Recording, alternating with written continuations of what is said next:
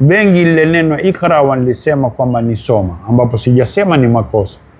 Mimi nasema nilingania kutokana na tafsiri za wasomi wengi, kwa ni proclaim, lingania ewe Mtume Muhammad kwa jina la Mola wako mlezi mwenye kuumba. Sasa neno Rabb, wakati Mwenyezi Mungu ana majina 99, pana hikma ya kwa nini anatumia Rabb, Mola wako mlezi mwenye kuumba. Kisha akaendelea khalaqal insana min alaq, alimuumba mwanadamu kwa pande la damu. Iqra wa rabbukal akram, lingania na Mola wako ni mkarimu. Neno lile lile karimu latumika ni mtukufu mno.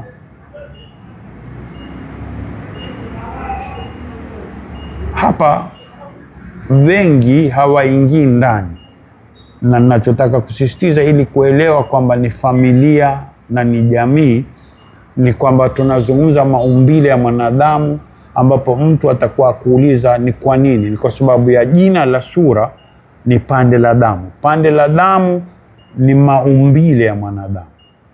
Lakini kwenye Qur'ani baadaye Mwenyezi Mungu anazungumza kuhusu ardhi, udongo, anazungumza kuhusu maji dhaifu, na hapa ametaja pande la damu.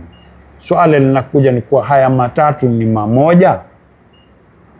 Naam, ni mamoja, lakini mpaka uwe una fani mbili za ilmu, uwe una biology, una na genetics, ili uelewe kwamba ni udongoni kuna kutoka vitu ambavyo vitatumika kwenye kuunda yale maji dhaifu na lile yai ambalo liko kwa mama, yai ambalo kama halikupata idhini kutoka kwa Mwenyezi Mungu huwa lazuka na latoka kama hedhi ya mwanamke liwekwe jengine.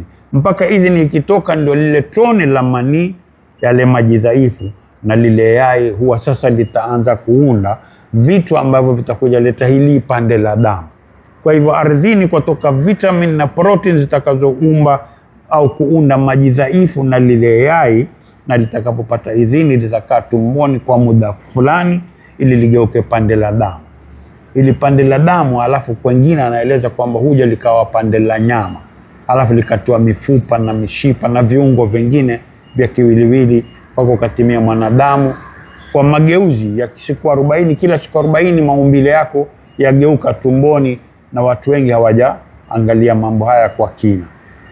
Mimi napenda kuizungumzia sura hii kwa maana ya ndani, kwa maana ya kwamba kunatakana taaluma fulani ya genetics na biology ya mazazi ya mwanadamu ili kuelewa ujumbe kamili